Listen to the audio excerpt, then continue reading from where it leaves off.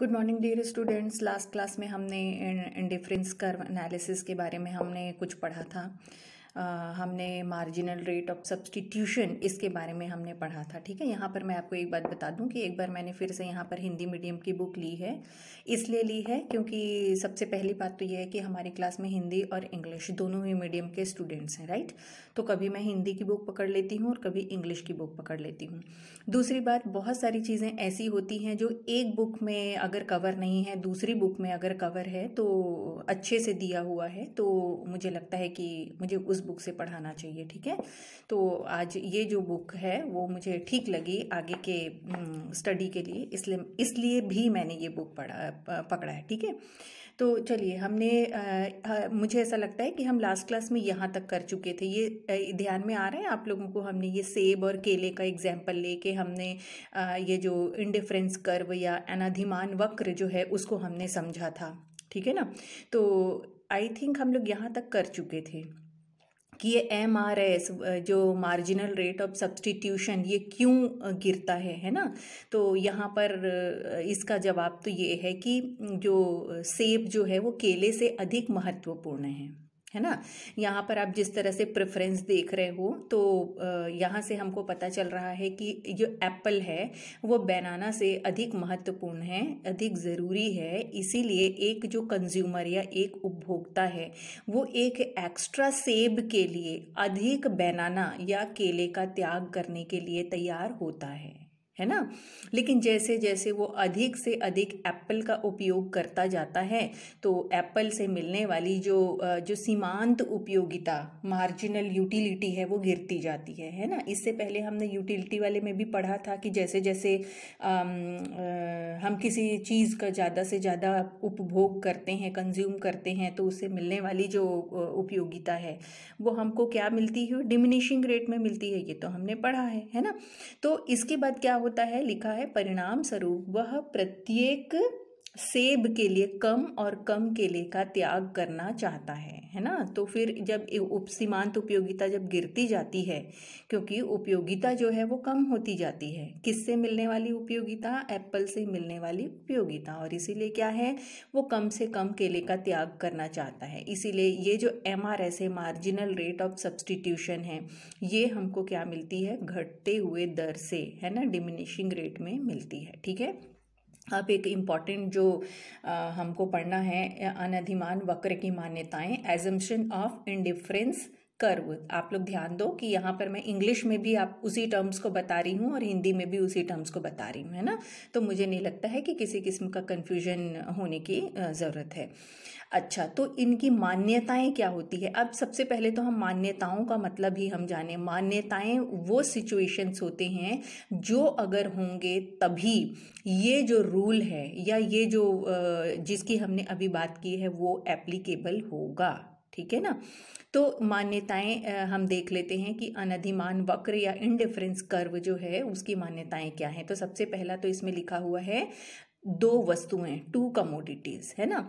तो इसमें क्या लिखा हुआ है? यह मान लिया जाता है कि उपभोक्ता के पास मुद्रा की सीमित मात्रा होती है और उसे दो वस्तुओं की दी गई स्थिर कीमतों पर पूरा खर्च करना है। जब अनधिमान वक्र या इंडिफरेंस कर्व की हम बात करते हैं तो कम से कम हम दो वस्तुओं की बात करते हैं, और ये हम मान लेते हैं कि एक कंज्यूमर के पास जो उसके पास में जो पैसे हैं वो काफ़ी सीमित हैं, लिमिटेड हैं, और अपने उस लिमिटेड पैसे को उसे उन दो वस्तुओं पर ही खर्च करनी है। और ये दो वस्तुओं की जो कीमत है वो भी क्या है? स्थिर हैं, रुकी हुई हैं, है ना, फ्लक्चुएट नहीं हो रही हैं, और अपने उस लिमिटेड मनी को इन दो वस्तुओं पर उसको पूरा का पूरा खर्च करना है। ठीक है ना। फिर क्या है? तृप्ति का ना होना, सेकेंड पॉइंट, नॉन सेटाइटी। ठीक है ना, तो इसमें ये क्या है? ये मान लिया जाता है कि उपभोक्ता संतुष्टि के बिंदु तक नहीं पहुंचा है। उपभोक्ता हमेशा दोनों वस्तुओं की अधिक मात्रा को वरीयता देता है। इसका अर्थ है कि इसका अर्थ है कि अधिक से अधिक संतुष्टि प्राप्त करने के लिए वह ऊंचे अनधिमान पर पहुंचने का हमेशा प्रयास करता है। हम लोगों ने पहले ही जाना कि ये जो इंडिफरेंस कर्व है इसमें जो सबसे ऊपर का जो लेवल है, सबसे ऊपर का जो वक्र है वो सबसे अधिक सेटिस्फैक्शन को दर्शाता है ना। तो ये जो सेकंड पॉइंट हमको क्या बताता है कि हम इसके अंतर्गत ये मान लिया जाता है कि जो उपभोक्ता है वो संतुष्टि या संतृप्ति मतलब अब और नहीं चाहिए, संतृप्त हो जाना है ना, लेकिन अब और नहीं चाहिए इस बिंदु तक नहीं पहुंचा है ना। जो उपभोक्ता है वो क्या करता है, हमेशा दो, देखिए हमने पहले ही देखा कि इसके अंतर्गत केवल कितनी वस्तुएं होंगी, केवल 2 वस्तुएं होंगी, है ना। तो ये 2 ही वस्तुओं की अधिक मात्रा को वरीयता देता है। अगर आपके पास में पैसे लिमिटेड हों और आप मार्केट में आपको कहा जाए कि आपको ये 2 वस्तुएं लेके आनी हैं, ठीक है, तो शुरू में क्या है, दोनों ही वस्तुओं को वरीयता देते हैं। इसका अर्थ ये है कि अधिक से अधिक संतुष्टि प्राप्त करने के लिए वो ऊंचे अधिमान पर पहुंचने का प्रयास करता है। आप जब भी लेने के लिए जाओगे तो आप ये सोचोगे कि ये पैसे मैं ऐसे खर्च करूं कि मुझे कल को रिग्रेट ना हो कि अरे इस पर ये ज़्यादा खरीदा जा सकता था या दूसरा कम खरीदा जा सकता था, ठीक है ना। अब क्या है, क्रमवाचक उपयोगिता यानी कि ऑर्डिनल यूटिलिटी। उपभोक्ता वस्तुओं के प्रत्येक बंडल से प्राप्त संतुष्टि के आधार पर वह अपनी वरीयता को क्रम दे सकता है, ठीक है ना। तो ये क्या होता है कि ये जो उपयोगिता जो मिलती है उन 2 वस्तुओं से, तो ये बंडल मतलब क्या होता है, बंडल का मतलब होता है first combination, second combination, third combination, है ना। तो वो क्या करता है कि एक उसका एक वरीयता एक रहता ना, नंबर 1, नंबर 2, नंबर 3, नंबर 4, वो ऐसा बना सकता है, उसको क्रम दे सकता है ना।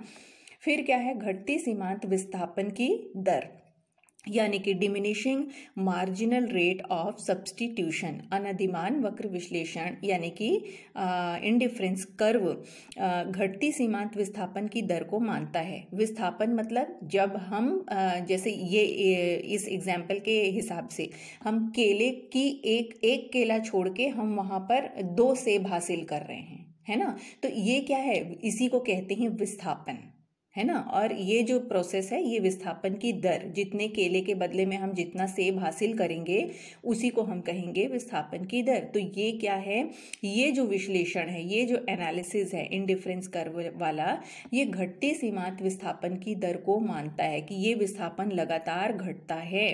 इस मान्यता के कारण अनधिमान वक्र मूल बिंदु की ओर उन्नतोदर होता है। उन्नतोदर का मतलब ये देखिए, ये है मूल बिंदु और उन्नतोदर मतलब ये हमेशा ऐसा होता है, ठीक है।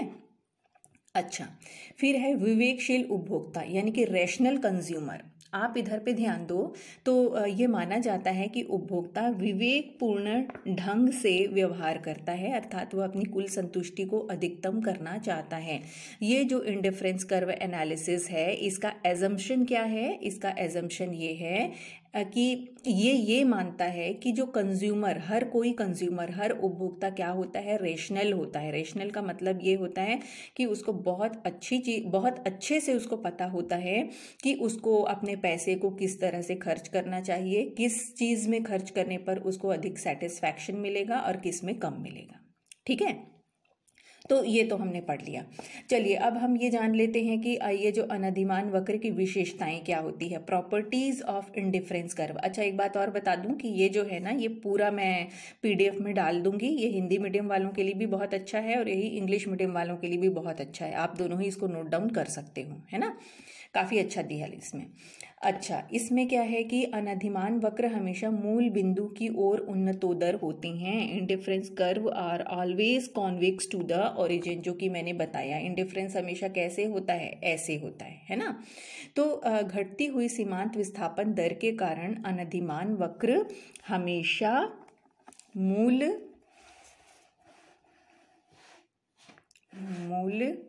बिंदु की ओर उन्नतोदर यानी कि कॉन्वेक्स होता है, ठीक है ना। मूल बिंदु की ओर कॉन्वेक्स होता है, ठीक है। जैसा कि मैं, ये देखिए, ये शेप तो दिख ही रहा है आपको, ये है अपना मूल बिंदु। तो मूल बिंदु की ओर वो क्या होता है, कॉन्वेक्स होता है, कॉन्वेक्स ये मतलब ये वाला पॉइंट है ना। घटती सीमांत उपयोगिता के नियम के कारण MRS लगातार घटती है ना। मार्जिनल रेट ऑफ सब्स्टिट्यूशन ये लगातार घटती है, क्योंकि जब एक वस्तु का त्याग करके या एक वस्तु को छोड़ के कोई उपभोक्ता दूसरी वस्तु या दूसरी कमोडिटी को परचेस करता है और उसका लगातार उपभोग करता जाता है, तो यहाँ पर डिमिनिशिंग लॉ ऑफ यूटिलिटी यानी कि जो घटती उपयोगिता का नियम है वो लागू हो जाता है ना। इसके कारण जो सब्स्टिट्यूशन है, जो मार्जिनल रेट ऑफ सब्स्टिट्यूशन है वो भी लगातार घटता है ना। ये जैसे कि 2.6 इससे पहले वाले पेज में जो हमने ऊपर में जो एक एग्जाम्पल देखा था, ये उसी के बारे में बात कर रहे हैं ना, जिसके बारे में मैं आपको पहले ही बता चुकी हूँ। फिर ये बोलता है अनधिमान वक्र नीचे की ओर गिरता है, इंडिफरेंस कर्व स्लोप डाउनवर्ड्स। इसका मतलब ये है कि जब एक उपभोक्ता एक वस्तु का अधिक उपभोग करता है तब उसे दूसरी वस्तु का उपभोग कम करना होगा, डेफिनेटली, है ना।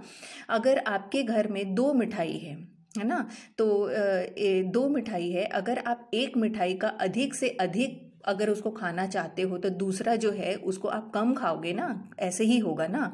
और जब परचेसिंग की बात आती है, जब खरीदने की बात आती है, तब भी यही आती है, आपके पास लिमिटेड मनी उतना ही है, ठीक है। 100 रुपये मतलब 100 रुपये, तो 100 रुपये में आपको 2 चीज़ खरीदना है। अगर आप एक चीज़ अधिक खरीदना चाहते हो तो दूसरा आपको उसकी मात्रा कम करनी पड़ेगी कि नहीं पड़ेगी? ऑब्वियसली कम करनी पड़ेगी। ऐसा इसलिए होता है क्योंकि जब एक उपभोक्ता एक वस्तु, जैसे ये एप्पल मान के चल रहा है कि अधिक इकाइयां लेने का निर्णय करता है, तो उसे दूसरी वस्तु जैसे केले की इकाइयों को घटाना पड़ता है ताकि कुल उपयोगिता कैसा रहे, एक समान रहे, है ना।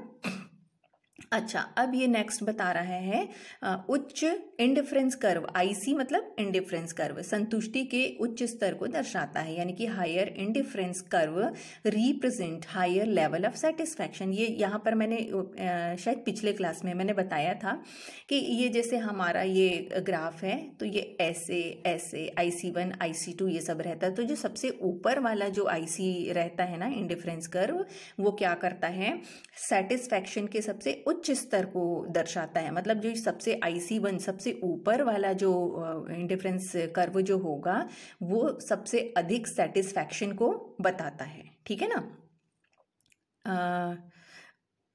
अच्छा, हाँ, इसका अर्थ एक दिष्ट अधिमान के कारण अधिक उपयोगिता होना है ना। तो अब सीधी सी बात है कि जो है वो वाला जो बंडल है वो अधिक उपयोगिता को दर्शाएगा, उससे अधिक उपयोगिता मिलेगी। नेक्स्ट वन इज अधिमान वक्र कभी भी एक दूसरे को नहीं काट सकते, indifference curve can never intersect each other. चूंकि 2 अनधिमान वक्र संतुष्टि के समान स्तर को नहीं दर्शा सकते, ठीक है। आप ये अलग अलग क्यों रहता है, लास्ट क्लास का वीडियो अगर आपने देखा होगा तो आप लोगों को पता चलेगा कि जो हमारा इंडिफरेंस कर्व कैसा रहता है, अलग अलग बंडल होता है, अलग अलग सेट होता है जो एक दूसरे से एकदम डिफरेंट होता है ना। तो ये एक दूसरे को काटते क्यों नहीं है? ये एक दूसरे को इसलिए नहीं काटते हैं क्योंकि इंडिफरेंस कर्व संतुष्टि के समान स्तर को नहीं दर्शा सकते हैं, ठीक है ना। इसका मतलब ये हुआ कि एक इंडिफरेंस कर्व या अनधिमान मानचित्र पर दिए गए किसी बिंदु के केवल एक अनधिमान वक्र गुजरेगा, है ना।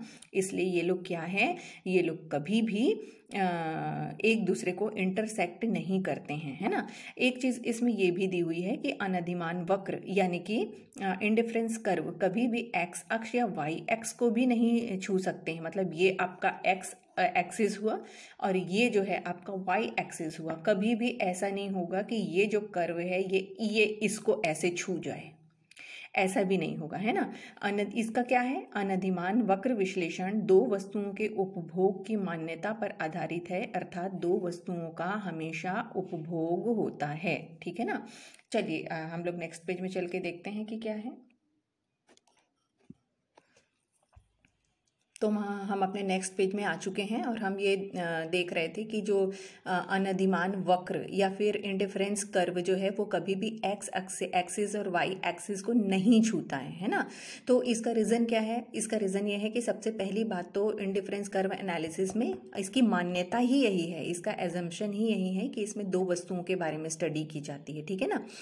और दूसरा कि अगर ये वाई अक्ष को छूता है, यानी कि अगर ये वाई एक्सिस को छूता है, तो इसका मतलब ये होगा कि एक्स अक्ष की वस्तु का उपभोग शून्य है, मतलब हमने एक्स वस्तु का उपभोग किया ही नहीं है ना। और यदि ये एक्स अक्ष को छूता है तो इसका अर्थ ये है कि वाई अक्ष की वस्तु का उपभोग शून्य है ना। लेकिन ऐसा तो हो नहीं सकता ना, ऐसा तो हो नहीं सकता, क्योंकि हमको दोनों वस्तुओं का उपभोग करना है उस लिमिटेड मनी में, है ना। तो इसीलिए एक अनधिमान वक्र किसी भी अक्ष को नहीं छू सकता है, राइट। तो ये देखिए हमने ये वाले क्लास में ये देखा। आई थिंक आप लोगों को समझ में आया होगा। इसका जो नोट्स है वो आप लोग एटलीस्ट पॉइंट वगैरह लिख लोगे, और इंग्लिश और हिंदी दोनों ही मीडियम के लिए ये मुझे काफ़ी अच्छा लगा। नेक्स्ट क्लास में हम लोग ये budget line and budget set, budget रेखा और बजट सेट ये करेंगे, ठीक है। तो चलिए मिलते हैं हम लोग नेक्स्ट क्लास में।